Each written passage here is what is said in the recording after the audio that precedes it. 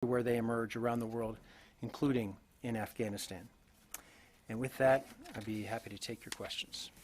Bob.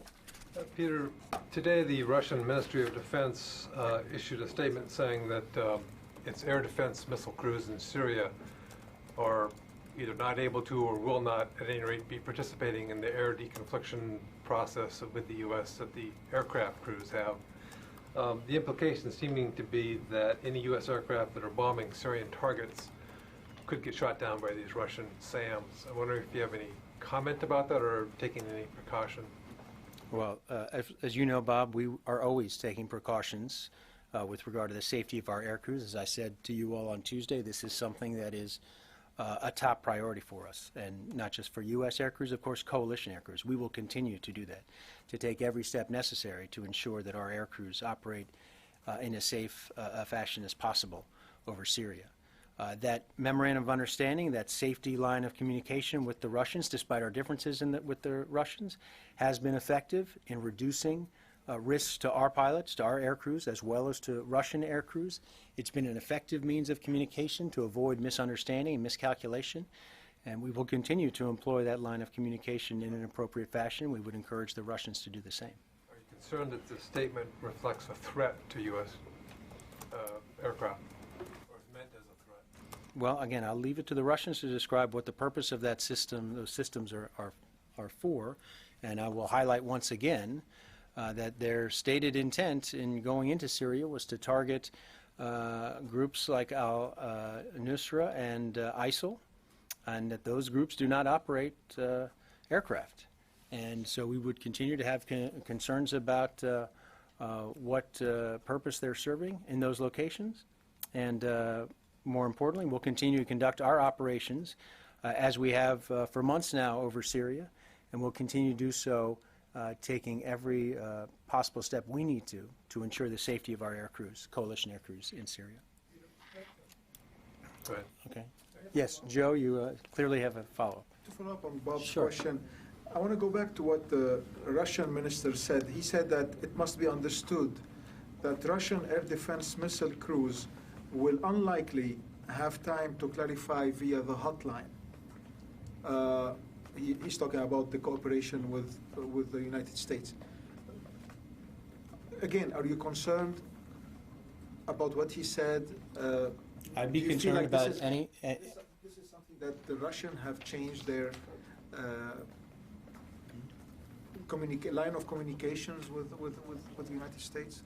Joe, as I said before, we've had this line of communication. The MOU has, up to this point, we believe served its purpose in avoiding misunderstanding and miscalculation, in avoiding potential problems in the air over Syria.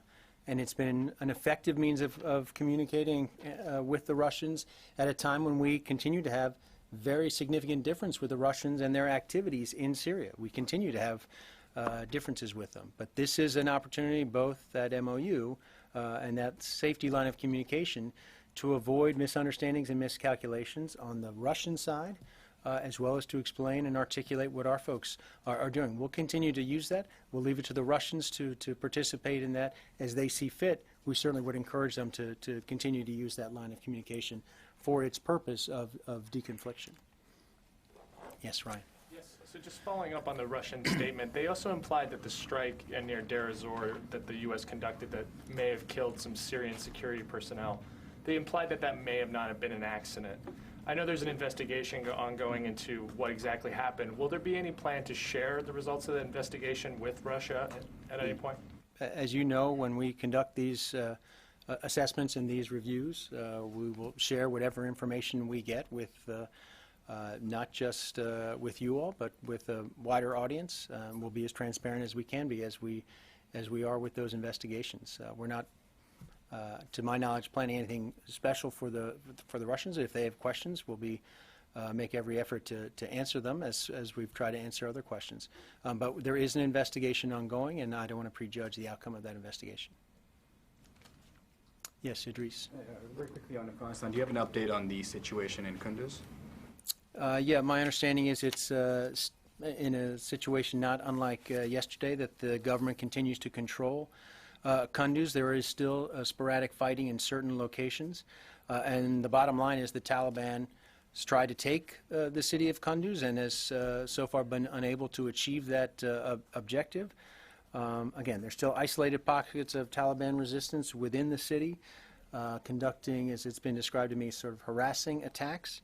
But the Afghan security forces continue to hold the city, continue to target as safely as they can within the urban confines of Kunduz those Taliban fighters, being very cognizant of the risk of civilian casualties. I mean, generally speaking now, broadly, the United States has been in Afghanistan for 15 years. They've lost thousands of soldiers, one earlier this week. Many more Afghan soldiers have died, hundreds of billions have been spent, and yet, you know, we're talking about urban centers in Afghanistan still being contested. How is the military strategy, you know, anything but, you know, frankly, a failure at this point, where we're still talking about the Taliban holding positions? How is it not a failure? I think General Nicholson spoke to this quite clearly the other day when he addressed you all. This is an effort, an ongoing effort, to allow the government of Afghanistan, the people of Afghanistan, to secure their own country with the support and help of an international coalition led, of course, by the United States, other NATO members. We are doing what we can to allow them to take control of the security situation on their own. What you're seeing in Kunduz, what you're seeing in other parts of Afghanistan is not a total surprise. This is still part of the fighting season. The Taliban would like to take population centers. They've had a much harder time, as General Nicholson has pointed out, being able to take population areas. And the Afghan government, the Afghan security forces are carrying out their own plan, their own campaign to try and prevent the Taliban from doing that. They have prioritized population areas over more rural areas in some instances because of the resources they have at this particular moment in time, the capabilities they have. We are working very aggressively to bolster their capabilities, to provide the support that they need to be able to do this on their own. And what you're seeing in Kunduz is yes, a challenge to the Afghan security forces posed by the Taliban, but also, as we've talked about, the resiliency of these forces, the improvement of these forces to be able to do this in a way that they've been able to in the last few days. This is capabilities they didn't necessarily have some time back. So yes, it is absolutely a dangerous situation in Afghanistan, a challenging situation for the Afghan government, and certainly for the Afghan forces who have sacrificed mightily to defend their own country. But I think as General Nicholson has pointed out, in terms of being able to maintain and control population areas, the Afghan security forces are doing a much better job. They're carrying out their campaign plan. And if you look at where the Taliban has tried to strike, their ability to hold those population areas has not been successful in this most recent round of fighting, as challenging as it's been for the Afghan security forces. One last question I've asked. I think about 40-odd Afghan troops in the United States have gone missing. Can you talk about some of the steps you're taking to make sure that doesn't happen as frequently in the future? Well, Idris, as you know, because I know you spoke to some of our staff about this, all those Afghan trainees who come to the United States, first of all, go through a vetting process to be able to qualify to come here to the United States. In those instances where they have gone missing, and this has been something we've had to deal with over the years. We've been training Afghans in this country for some time. I think more than 2,000 have been trained even in the last few years alone. There's a notification process that we go through, of course, trying to determine where these people are. Of the people who have been missing in over the last 2 years or so, I believe the number that was provided to you was somewhere around 40, more than 40 individuals. There are 32. We understand the status of those people. Again, every effort's made to try and determine where these people have gone, what the reasons are. In some cases, they've gone home. In some cases, there have been efforts, as I understand it, to go to Canada. Some have sought to legally remain in the United States. And so there are different explanations for each one of these circumstances.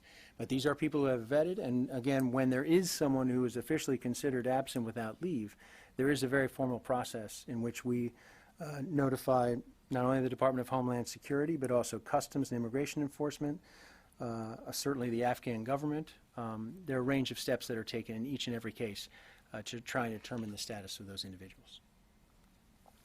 Lucas. Just to follow, out of the 40-odd Afghans that are missing, how many have been found? As I said, I think the number that I saw since January of 2015, there have been more than 40 who have gone AWOL, and I believe 32 we've been able to determine their status. When you say determine their status, that mean you found them, they're here in America or Canada, but you know where they are? Yes. And just one on on the storm, is the Secretary weighing holding back these ships before they deploy to Haiti just to see what kind of potential devastation happens here on U.S. shores? Of course, the Secretary and the command leadership here, there'll be decisions will be made, as I think Admiral Tidd spoke to yesterday, depending on the needs going forward, exactly what impact the storm has, not only in the Caribbean, but also here in the United States. Right now, those ships, one of our concerns, of course, is to get those ships out of the way of the storm. And so decisions will be made based on what the greatest need is and capabilities that certain ships provide, if in fact they're needed at all. And again, there'll be a myriad of factors that weigh into that, as I think Admiral Tidd weighed in yesterday. Yes, Laurent. Has the government of Haiti asked for the help of these ships? Because there are reports saying that the Haiti government has asked for help. I know that we're providing help. As you know, there are helicopters in Haiti right now, and we're providing assistance. We have the team on the ground in Haiti right now. So the United States and the Department of Defense is providing assistance to Haiti as we speak. And we'll continue to do so. And I think the decisions will be made in coordination, of course, with our interagency colleagues and with the government of Haiti as our team gets stood up there. And you know about the team that we have based in Port-au-Prince right now. They'll be working with the Haitian government. Is the government of Haiti asking for such means as the one that the free ships can provide? I'm not aware of a specific request for a capability on board one of those ships. I know that we're in communication with the government of Haiti about providing assistance, and we are providing assistance.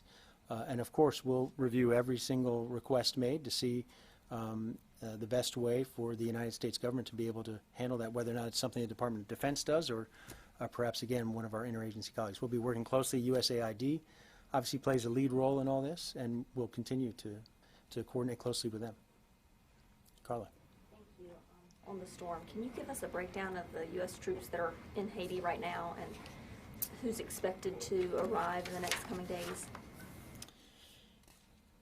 Let me make sure I have the very latest, Carla, so I'm going to take that question and we'll get back to you specifically, because I know there have been some movements in the last little bit. I mentioned the helicopters, the team that just landed there. I want to make sure I can give you specific numbers, exactly how many U.S. forces are in Haiti at this moment. So I'll get that for you after this. Thank you. And on Somalia, the strike on the 28th, do we have an update on the investigation? I don't have anything, just that the investigation is ongoing. And, you know, as soon as we have something, we'll be happy to share it with you. But I don't have anything since you and I spoke last. Yes, Kasim. Peter, there are some reports coming from Iraq claiming that Colonel Dorian called Turkish military presence in northern Iraq as illegal and called Turks as invaders. I got a statement from here saying that these are false, but I wonder about Pentagon's general assessment of Pentagon itself about Turkish armed forces presence in northern Iraq. Yeah. Again, my understanding is that the question about the words that were represented, that was not factually correct as to what Colonel Dorian said. Our views on this should be well known, and this is something for the Turkish government and the government of Iraq to speak to, and we would urge them, those two governments, to speak to this issue and the presence of Turkish troops in Iraq. This is